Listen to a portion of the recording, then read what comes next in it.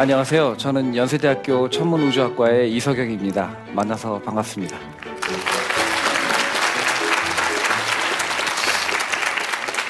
여기 오신 분들은 대부분 어떻게 살 것인가를 생각하시면서 인문학 강의를 들으러 오셨을 텐데 제가 오늘 드리고 싶은 말씀은 인문학적인 얘기라기보다는 자연과학적인 얘기인데, 그래도 제가 노력을 많이 해서 어떻게 자연과학을 하면서 어떻게 살 것인가를 묵상할 수 있는가, 그런 것에 대해서 한번 생각해보고 나눠보고자 합니다.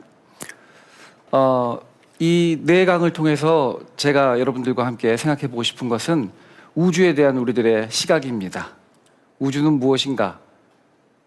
나의 위치는 또 어디인가? 나와 우주를 어떻게 관련지어서 이해할 것인가? 이제 이런 게 저희들이 생각해 보고 싶은 것이죠. 우선 강의를 시작하기 전에 제가 한번 질문을 드리고 싶습니다. 여러분들에게 관련된다고 생각하는 우주의 크기가 도대체 어느 정도 됩니까?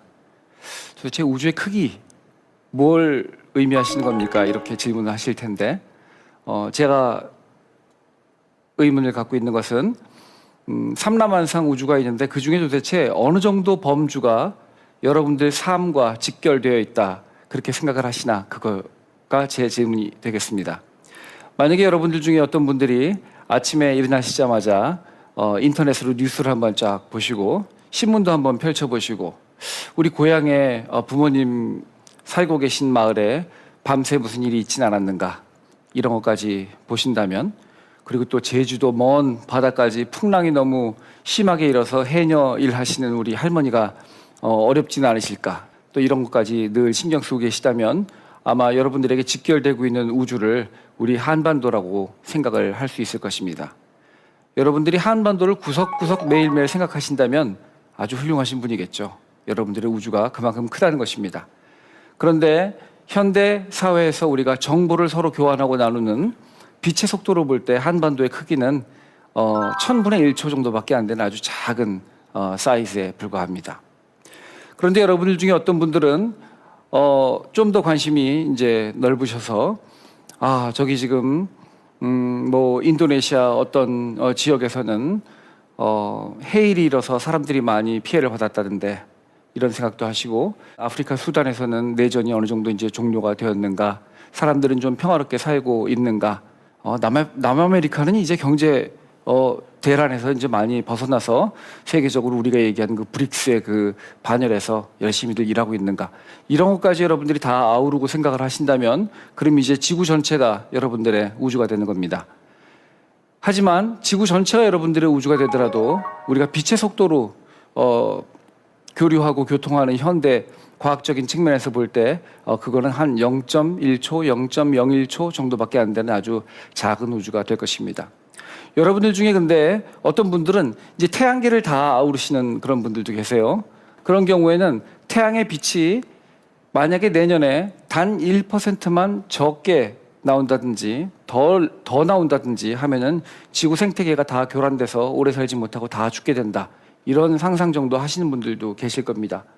뿐만 아니라 지구를 호령하고 군림했었던 공룡들이 어느 날 갑자기 6,500만 년 전에 싸그리 다 멸종을 하게 됩니다. 그때 공룡들만 죽은 게 아니라 지구상에서 살아있었던 대부분의 동물들, 그리고 또 심지어 식물들까지도 많이 멸종을 하게 되는, 우리가 오늘날 절멸이라고 하는 그런 일을 겪게 되었는데, 요즘 과학자들이 하는 얘기를 들어보니까 6,500만 년 전에 무슨 일이 있었냐 하면 지구에 소행성이 하나 와서 떨어졌다, 이겁니다.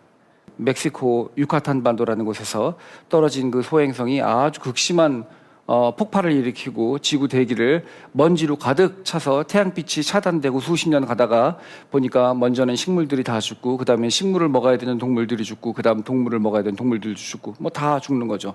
여러분들이 여기까지 생각을 하시고, 우리 지구 주위에는 정말로 셀 수 없을 만큼 수십억 개의 작은 소행성들이 언제 어떻게 그 궤도가 교란이 되어서 지구를 향해서 날아올지 모르는구나까지 상상을 하고 계시다면, 그러면 여러분들의 우주는 태양계 전체를 포함하는 게 되는데, 태양계 전체는 얼마나 큰지 우리가 정확히 정의하기는 힘들지만 만약에 우리가 대략 명왕성까지다라고 볼 수 있는 태양계를 정의를 한다면 빛의 속도로 4시간 정도밖에 안 되는 우주가 되는 것입니다. 물론 한반도만 고민하시는 분들보다는 어마어마하게 큰 우주를 갖고 계시지만 아직도 우리가 알고 있는 진짜 우주에 비해서는 상당히 적게 되는 거죠. 여러분들 중에 또 어떤 분들은 태양은 우리 은하에 존재하고 있는 약 1천억 개의 별 중에 단 하나에 불과하다, 이런 것까지 아셔요. 그리고 태양은 태어나기 전에, 이 태양이 하나 태어나기 전에 그 전에 있었던 수많은 별들이 뿌려준 그러한 기체나 물질로부터 만들어졌기 때문에 태양이 다른 별과의 이 관계를 우리가 잊고서는 태양의 그 가치를 올바로 알 수 없다라는 것까지 여러분들이 생각을 하셔서, 와, 이렇게 어마어마한 1000억 개의 별 무리, 우리가 은하라고 부르는 별 무리를 여러분들 가슴속에 간직하고 계신 분들에게는 이 은하 전체가 여러분들의 우주가 되는 것입니다. 우리 우주에는 우리 은하와 같은 은하가 약 한 또 1000억 개 정도 있어요. 그런데 제가 이런 말씀드릴 때 우리 우주라는 것은 지금 눈으로 볼 수 있는 우주를 얘기하는 거고, 눈으로 볼 수 없는 그 밖의 우주에는 도대체 얼마나 더 큰 우주가 지금 존재하고 있는지는 우리가 아직 과학적으로 규명을 하기가 어렵습니다. 그러면 볼까요? 우리 지구는 태양계에 있는 여러 개의 행성들 중에 하나고, 그 태양은 지구에 우리 은하에 있는 1000억 개 정도에 되는 별들 중에 하나고, 그리고 우리 은하는 우리가 볼 수 있는 바운더리 내에 있는 한 1000억 개의 은하들 중에 이제 하나가 되는 거죠. 아, 이거 끝도 없죠. 또 어떤 분들은 아마 빅뱅이라는 말을 한번 들어보셨을 수도 있을 겁니다. 빅뱅은 약 한 137억 년 전에 시작됐다고 그러는데, 근데 그 빛이 오늘날도 관측할 수 있다더라. 137억 년 전에 시작된 그 빛을 오늘날 우리가 발견할 수 있다더라. 이런 어디선가 소문을 한번 들으신 분들, 이런 분들의 경우에는 어쩌면은 그 우주가 훨씬 더 확장할 수도 있는 것입니다. 도대체 우주는 얼마나 큰 걸까요? 어느 만큼의 우주고, 아무리 크다 한들 그 중에 도대체 어느 만큼의 우주가 저와 관련이 되는 걸까요? 저랑 아무 상관이 없다면 그 뭐 있나 보죠 뭐. 그런데 만일 이 전체 우주가 저의 존재를 위해 뭔가 일을 해왔다면, 그렇다면 이제 그걸 이해할 필요가 있는 순간이 온 것입니다. 그래서 제가 한번 우주가 얼마나 큰가를 천문학자들이 어떻게 연구하는지를 한번 예를 들어 설명해 보여드리려고 합니다. 여러분들 혹시 허블 우주망원경이라는 얘기 들어보셨나요? 허블은 20세기 아주 위대한 천문학자 중에 한 명입니다. 미국 사람인데 그 사람을 기리기 위해 우주망원경을 하나 건설을 해서 1990년대부터 지금까지 20년 넘게 지금 운영을 해오고 있습니다. 아주 어마어마한 돈을 들여서 이 우주망원경을 발사를 했죠. 우주망원경을 발사를 해서 지구 주위에, 지구의 표면으로부터 약 한 590km 정도 떨어진 지점에다가 이 위성을 놓고 그 위성이 지구를 뱅뱅뱅뱅 돌게 합니다. 그 망원경은 이렇게 생겼습니다. 이 허블 우주망원경을 통해서 천문학자들이 뭘 하기로 했냐면 우주의 끝을 한번 보기로 결정을 했습니다. 한번 보겠습니다. 지금 지구가 보이고요. 지구 근처에 지금 허블 우주망원경처럼 생긴 이제 그림이 하나 있죠. 저 허블 우주망원경은 지구를 약 한 90분에 한 바퀴씩 뱅뱅 돕니다. 그래서 초속 8km로 갑니다. 시속 말고 초속 1초에 8km씩 이제 날아갑니다. 날아가면서 그냥 가만히 있는 게 아니라 저기 빨간 X 표시되어 있는 하늘에 우리가 뭘 알 때 거의 아무런 천체가 없다고 이미 알고 있었던 그 지역을 끝까지 봅니다. 얼만큼 보기로 결정을 했냐면 안 보이는 게 보일 때까지. 그거 다 아시죠? 저희 천문학자들도 웬만하면 이제 오기와 끈기로 뭉치는 사람들이기 때문에 이 어마어마한 망원경을 가지고 우리가 아무것도 없는 거를 확신하는 그 한 깜깜한 어두운 지역의 하늘을 뭐가 보일 때까지 끝까지 보는 겁니다. 얼만큼 보냐면 4달에 걸쳐서 깜깜한 하늘을 만약에 우리가 계속 눈도 한 번 안 깜빡이고 본다고 치면은 11.31, 그러니까 열흘이 넘는 동안 눈을 한 번도 안 깜빡이고 이 망원경을 보는 거예요. 참고로 여러분들 카메라를 가지고 사진을 찍을 때 보통 125분의 1초를 찍습니다. 아니면 조금 더 샤프한 사진을 찍고 싶으면 250분의 1초를 찍어요, 노출을. 그런데 그게 250분의 1초가 아니고 250초도 아니고 열하루 동안 그것을 이제 하늘을 보기로 결정을 한 겁니다. 그 하늘의 모습을 지금 다음과 같이 보여드립니다. 이 사이즈는요, 이 크기는 지금 어느 정도 되냐면은 지금 이 관객석에서부터 저를 봤을 때 제 애기 손가락 정도 되는 하늘입니다. 조그만 하늘이죠. 이 하늘을 이렇게 커다랗게 표현을 한 겁니다. 이 가운데 부분에는 별이 별로 없죠. 그러니까 저 별이 없는 저 부분을 계속 들여다보면은 아마 우주 저쪽에는 뭐가 있는지 좀 더 연구를 해볼 수 있지 않을까 이렇게 생각을 해서 하는 겁니다. 실제로 이거는 관측된 영상입니다. 처음에는 조금 작은 망원경을 가지고 이 하늘을 보지만 그 다음엔 조금 더 큰 망원경으로 이제 하늘을 보고 여긴 진짜 없다. 깜깜하군. 시꺼매. 그런 데는 이제 더 큰 망원경으로 들여다봅니다. 들여다보니까 전에는 없었다고 생각하는데 자꾸 뭐가 보이기 시작을 합니다. 그리고 저 한가운데는 아무것도 없죠. 확실합니다. 이제 세계에서 가장 큰 망원경으로 봐도 아무것도 안 나와요. 하지만 허블 우주 망원경을 가지고 열흘이 넘는 시간 동안 계속 노출을 줘서 관찰을 했더니 저 우주 끝에서 빛이 나오는 것을 발견하게 되고 여기 이렇게 많은 은하들이 보이게 됩니다. 이 은하들은 지금 얼만큼 멀리 있는 은하들이냐면은 우주 전체 역사의 반 이상 멀리 떨어져 있어서 저기에 있는 빛이 날아와서 지금 저희들이 딱 관측을 하기까지는 100억 년의 시간이 걸렸습니다. 그러니까 오늘 저희가 인지했죠. 있구나. 걔들 거기 있을까요? 없습니다. 왜냐하면 저희가 그걸 인지했을 때는 이미 저 빛이 출발한 지 100억 년이 지난 이후기 때문에 그렇습니다. 사람들이 경악을 금치 못한 겁니다. 은하는 우리 주변에만 있는 현상이라고 생각을 했는데 우주 저 멀리를 봐도 이렇게 많은 은하들이 있었구나. 그런데 재미나게도 우주 저 끝에 있는 이 은하들은 처음에 제가 보여드렸던 우리 은하와 같이 비슷하게 생긴 그런 보통의 은하들과는 모습이 달라요. 뭔가 다 이렇게 대다 말았죠. 대다 말았어요. 우리 어른들을 보면 다 이렇게 그냥 균형 잡힌 몸을 갖고 있지만 1살짜리 꼬마 아장아장하는 애들 보면 어떻습니까? 전부 다 머리만 너무 큰 것 같고 그냥 고사리 손 같고 그렇죠. 어린 은하들을 저희들이 발견하게 된 것입니다. 자, 이 모든 것들이 다 어디서 왔을까요? 자, 은하, 별, 행성, 그 안에 살아있는 무슨 생물들, 이 모든 것들. 이게 바로 인류의 궁극적 질문이 아니겠습니까? 우주의 기원은 무엇일까? 그리고 결국은 어떻게 될까? 생명의 기원은 뭘까? 그리고 결국은 어떻게 될까? 결국은 이런 거 아니겠습니까? 그래서 이 우주에 대해서 우리가 공부해 보고자 하는 겁니다. 그런데 갑자기 웬 그림? 이 그림은 프랑스의 후기 인상파 화가 폴 고갱, 제가 아주 존경하는 폴 고갱이 그린 그림인데요. 그림의 제목이 참 재밌습니다. 우리는 어디에서 왔나? 우리는 무엇인가? 우리는 어디로 가는가? 이게 무슨 철학자, 요 전 시간에 논어 했다고 그러는데, 이 논어의 확장인 것 같죠? 그런데 폴 고갱이 죽기 한 3년 전쯤에 아주 회심의 이 그림을 이제 그리고, 이때가 요 바로 전에 폴 고갱은 이제 자살을 한번 시도를 합니다. 그게 미수에 그치고 결국은 이 그림을 그리고는 이제 곧 2년이나 3년 후에 이제 돌아가시게 됐는데 이 그림의 제목을 이렇게 지었습니다. 우리는 어디서 왔는가? 저 같으면 우리는 누구인가 할 텐데 폴 고갱은 우리는 무엇인가 이렇게 질문을 합니다. 그리고 우리는 다 어디로 지금 향해 가고 있는가? 심오하죠?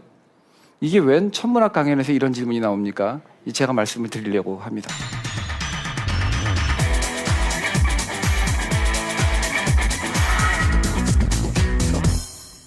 이 모든 것들의 기원을 제시하는 그러한 연구가 있습니다. 그게 바로 천문학이고 또 우주론입니다. 이 우주론은 현대의 관점에 볼 때 시작은 아무래도 아인슈타인의 상대론에서부터 출발을 합니다.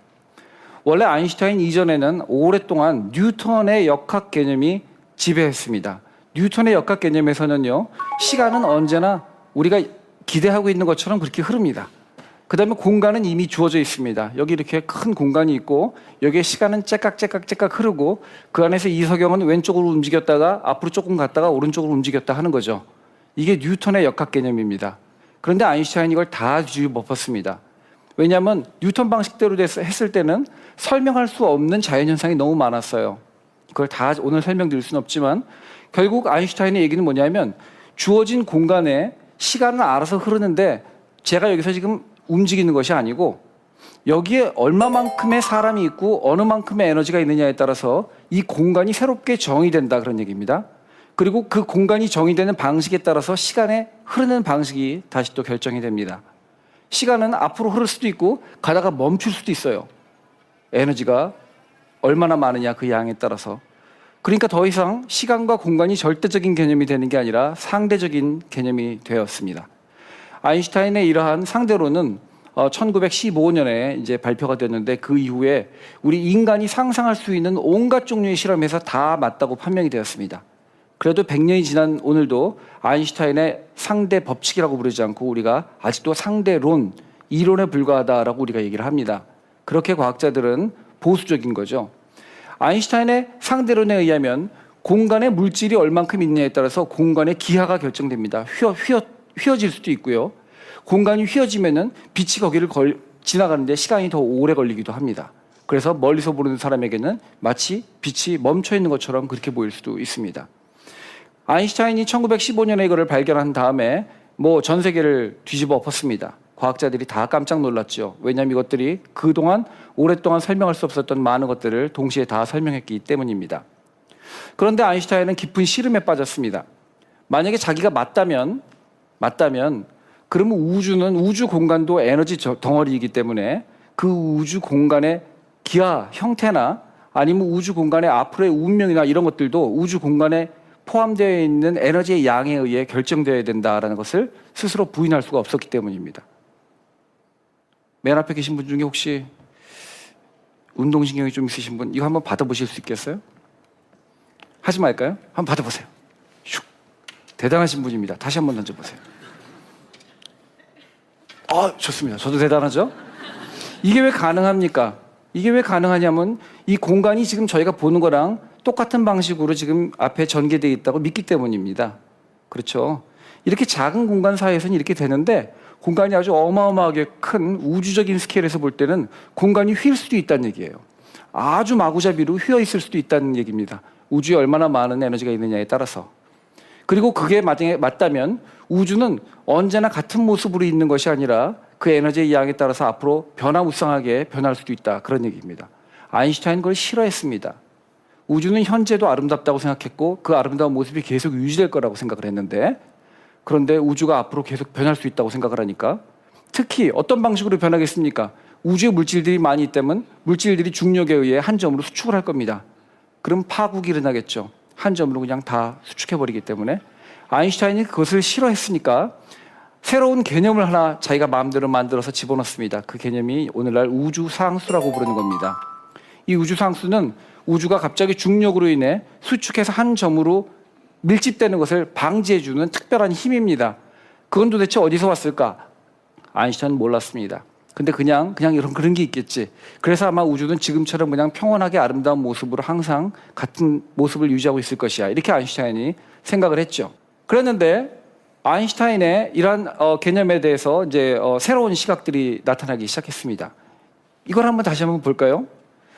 지금 이걸 보시면 제가 던질 겁니다. 위로. 슉.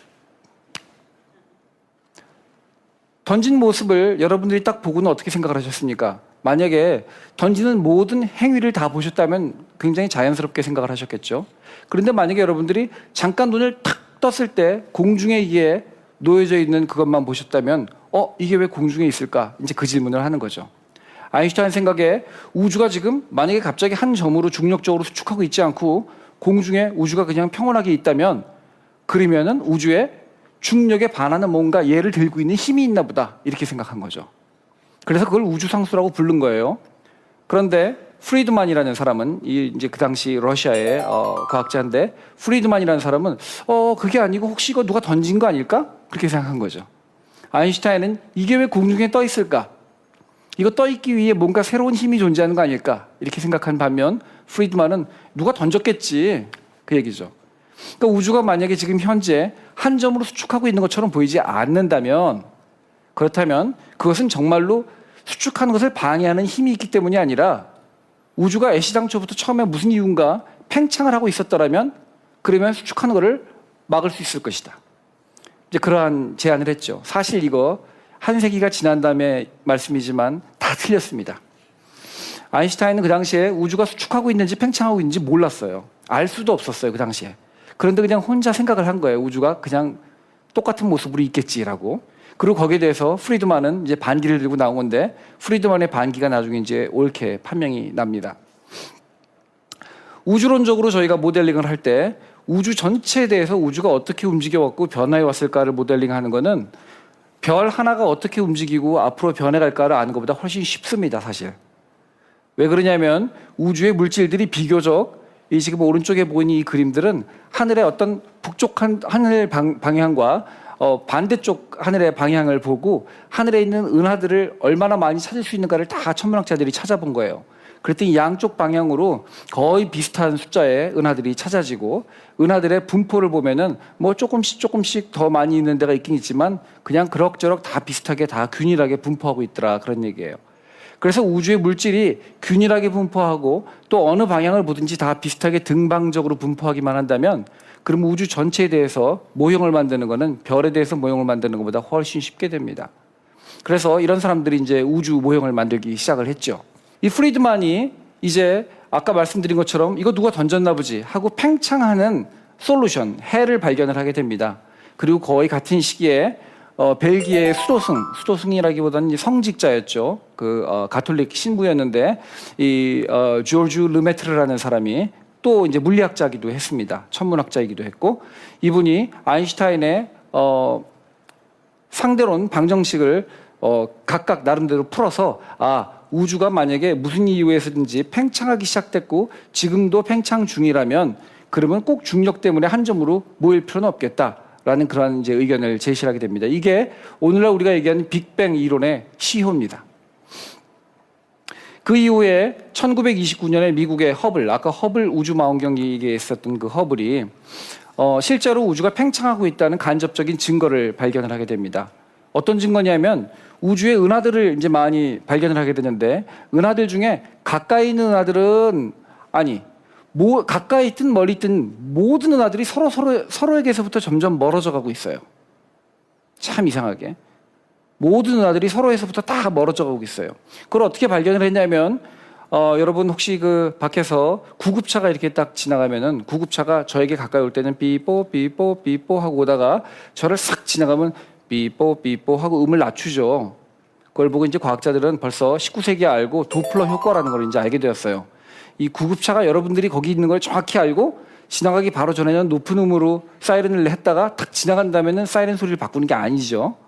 그거는 구급차가 그 소리를 내면서 나에게로 가까이 오면은 원래 낸 음보다 높게 들리기 마련이고요. 나한테서부터 멀어지면서 그 소리를 내면은 원래 낸 음보다 낮게 들리는 거예요. 그러니까 솔 하고 내다가 우리한테 다가오면서 솔 하면 저는 솔 하는데 여러분들 라 들리는 거고 제가 뒤로 가면서 솔 하면 다른 분들은 파 들리는 겁니다. 그게 이제 도플러 효과입니다. 바로 그런 것을 활용을 해서 은하들이 멀리 있는 은하일수록 더 빠른 속도로 우리로부터 멀어져 갖고 있구나라는 것을 에드윈 허블이 이제 발견을 하게 됩니다. 사실 이 자리를 빌어서 제가 말씀을 드리자면 허블이 1929년도에 이 발견을 해서 세계에서 가장 유명한 천문학자가 되었는데 사실은 그보다 한 2년 전쯤에 르메트르가 똑같은 연구를 해서 똑같은 발표를 했습니다. 그런데 어떤 학술지에다 했냐면은 사람들이 잘 안 읽는 불어로 쓰여져 있는 학술지에다가 발표를 했어요. 그래서 수십 년 동안 우리가 이게 허블의 우주 팽창이다라고 우리가 공부를 하고 배워왔는데 저도 그렇게 배웠지만 오늘날 이제 과학사가들이 새롭게 연구를 한 결과 르메트르가 허블보다 약 2년 정도 더 빨랐다고 우리가 이제 확신을 하게 되었습니다. 그래서 저는 이제 그 몇 안 되는 사람 중에 하나입니다. 즉 이제 허블의 우주 팽창이 아니라 르메트르 허블의 우주 팽창이라고 새롭게 부르는 사람 중에 하나입니다. 게다가 이 은하들이 지금 가까이 있는 은하들이 멀어져 가고 멀리 있는 은하들은 더 빨리 멀어져 가고 한다는 게 무슨 의미인가? 이 은하들이요 공간을 막 가르면서 비행기 날아가듯이 날아가는 게 아닙니다. 그게 아니고 여기 지금 우리 은하가 하나 있고 저기 또 다른 은하가 하나 있다면 은하가 움직인다기보다는 은하를 포함하고 있는 우주 전체의 좌표계가 움직이는 거예요. 좌표가 팽창을 하는 겁니다. 그러니까 이 은하는 자기는 가만히 있다고 생각을 하는데 갑자기 2배로 멀어지는 거죠.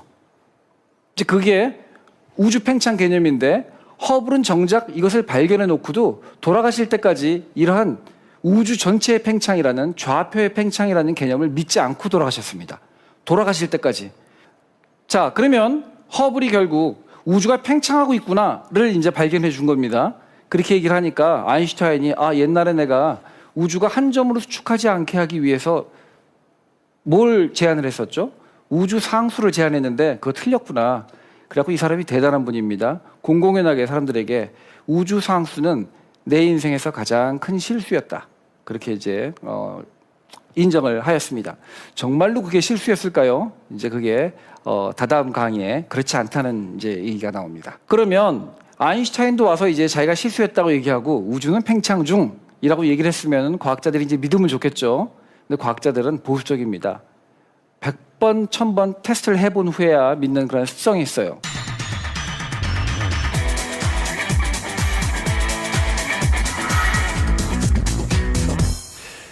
그 이후에 프리드만 아저씨는 이 팽창 우주설을 계속 연구를 하고 싶었지만 젊은 나이에 병으로 돌아가셨습니다.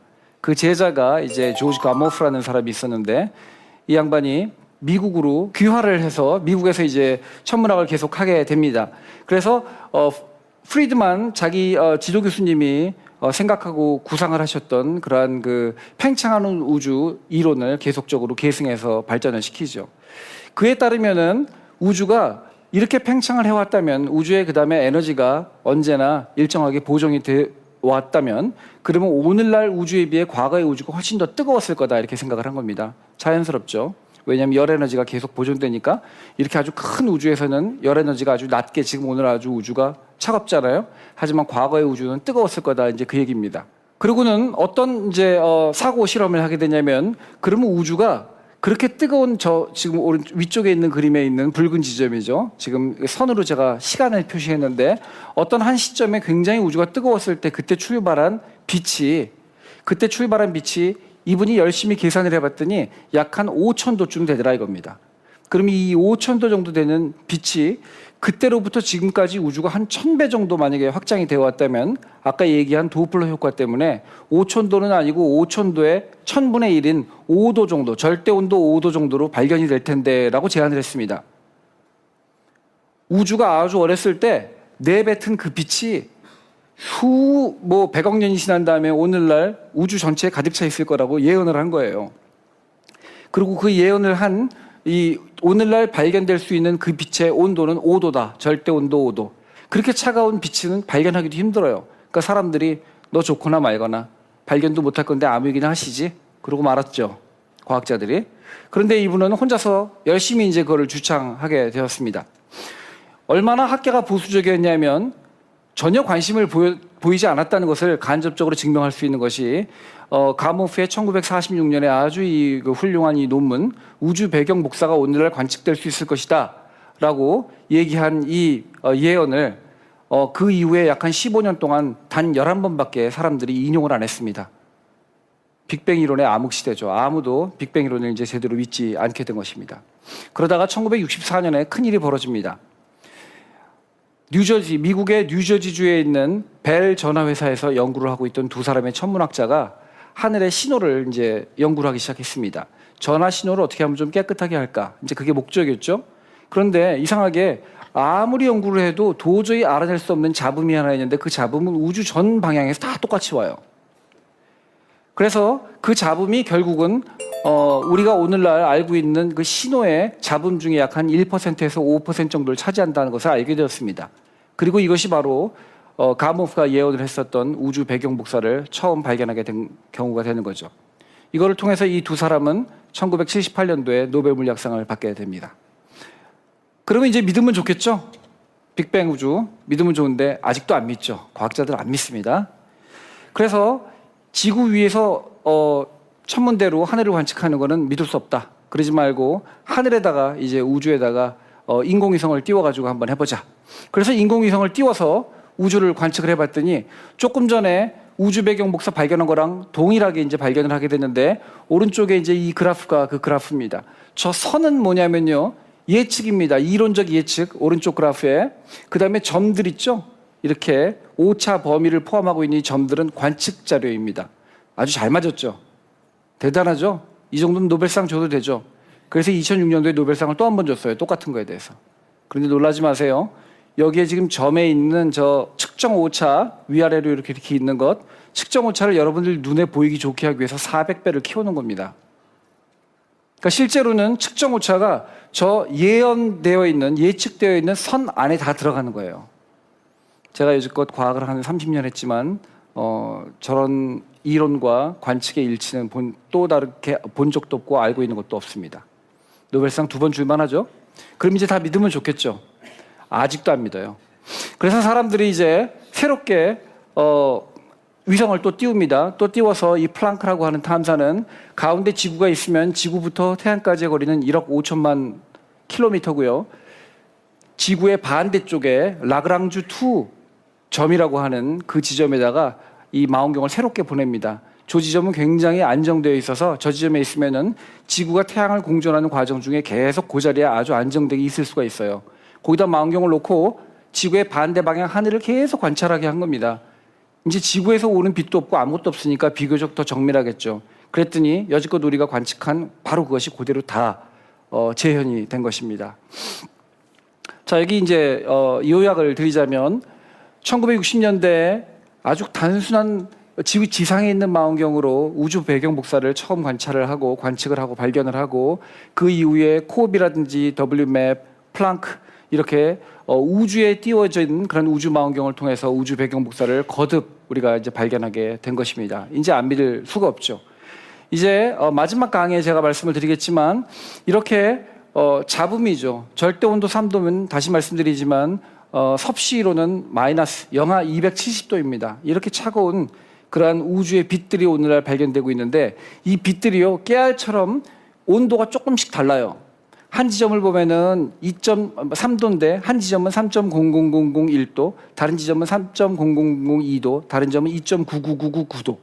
그래서 빨간 점, 파란 점의 차이가 온도가 약 한 10만 분의 1 정도씩 온도가 다른 겁니다. 굉장히 미세하게 깨알같이. 그럼 뭐죠? 그게 깨알같이 다른 거는 잡음이죠.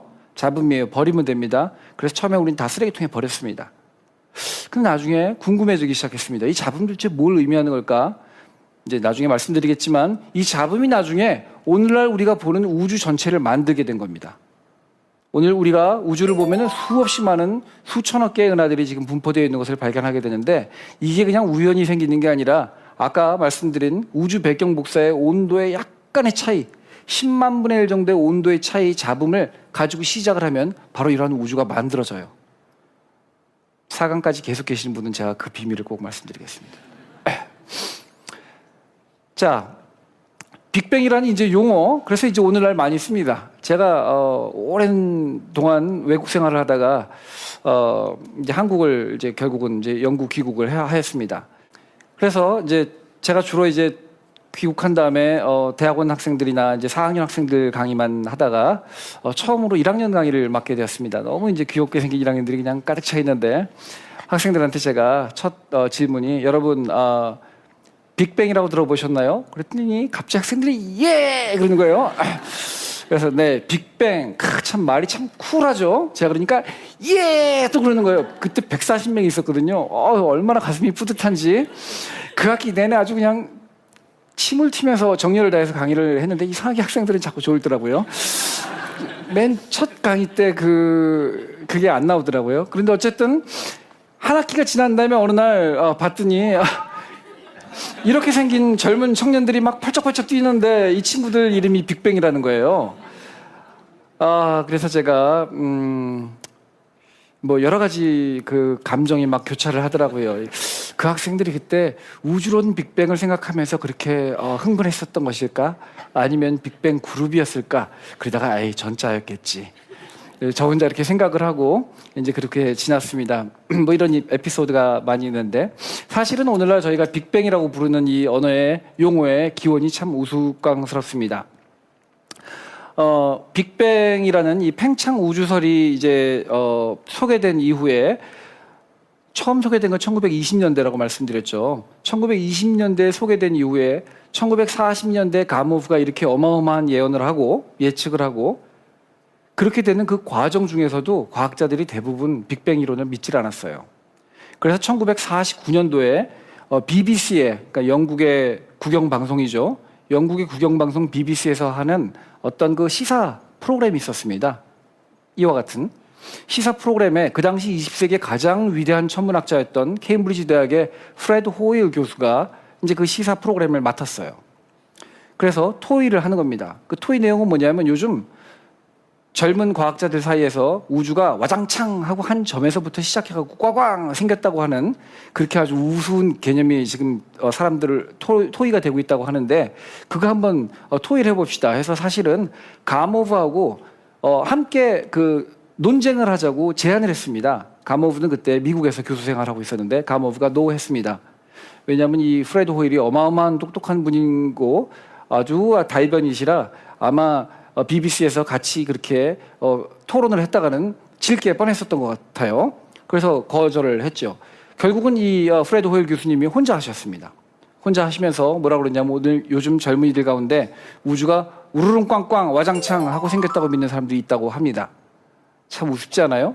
그 말이 영어로 빅뱅입니다. 빅뱅. 그 이후에 오늘날 우리는 우주가 팽창하고 있다. 이 팽창 우주설에 대해서 빅뱅 이론이라고 부릅니다. 조금 어둡죠. 조금 어두워서 과학자들이 그 이후에 현상 공모까지 해가면서 빅뱅이라는 용어를 대체할 용어를 찾아봤다고 그래요. 결국 못 찾았대요. 그래서 오늘 저희가 빅뱅이라는 용어를 쓰고 있는 겁니다. 쿨하지 않습니까? 자, 오늘 강의는 이 정도고요. 제 강의는 숙제가 없는 강의가 없습니다. 아주 저는 유명합니다. 그걸로 늘 숙제가 있습니다. 다음 시간까지 숙제는 올버스 역설에 관한 것입니다. 올버스 역설은 뭐냐면 정말로 저희가 오늘 공부한 것처럼 별이 우주 모든 방향에 무한하게 존재한다면 그렇다면 왜 밤하늘은 깜깜할까? 그겁니다. 지금 요 가운데 태양계가 있고요. 그 옆에 지구를 제가 그려놨습니다. 지구 입장에서 봤을 때는 한쪽에 태양이 있으니까 태양 바라보는 쪽이 낮이 되겠죠. 태양 안 보는 쪽이 밤이 될 겁니다. 하지만 그건 그렇지만 태양은 제가 뭐라고 그랬어요? 우리 은하 내에 1000억 개의 별 중에 하나라고 그랬고 그 밖에는 1000억 개의 은하가 있다고 그랬는데 우주가 만약에 무한하다면 어느 방향을 보나 태양과 같은 별들이 거의 무한대로 있어야 되지 않습니까? 그렇죠? 왜 그러면 낮은 존재하고 또 밤은 존재하는 걸까? 그게 여러분들 오늘 숙제입니다. 감사합니다. 다음 시간에 뵙겠습니다.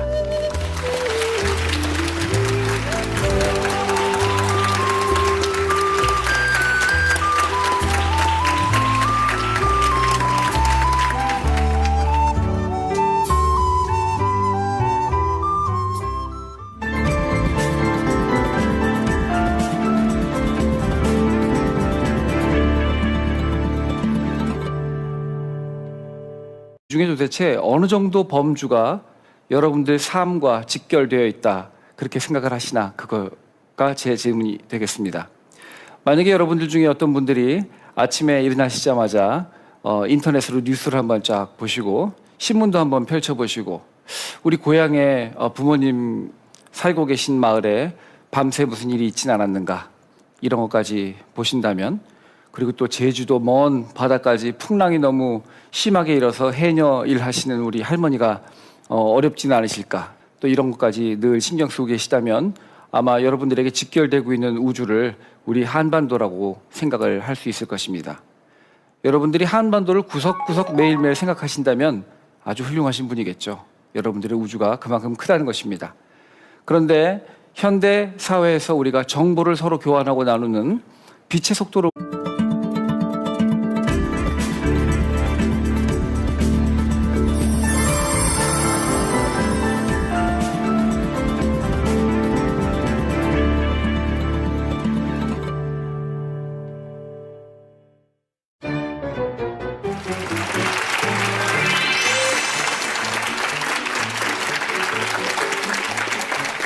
안녕하세요. 저는 연세대학교 천문우주학과의 이석영입니다. 만나서 반갑습니다.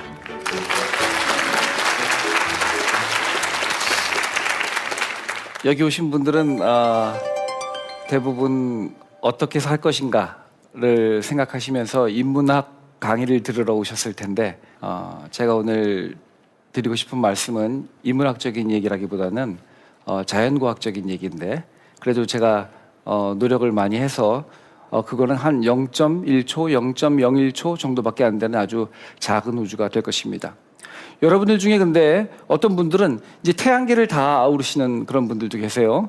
그런 경우에는 태양의 빛이 만약에 내년에 단 1%만 적게 나온다든지 더 나온다든지 하면은 지구 생태계가 다 교란돼서 오래 살지 못하고 다 죽게 된다. 이런 상상 정도 하시는 분들도 계실 겁니다.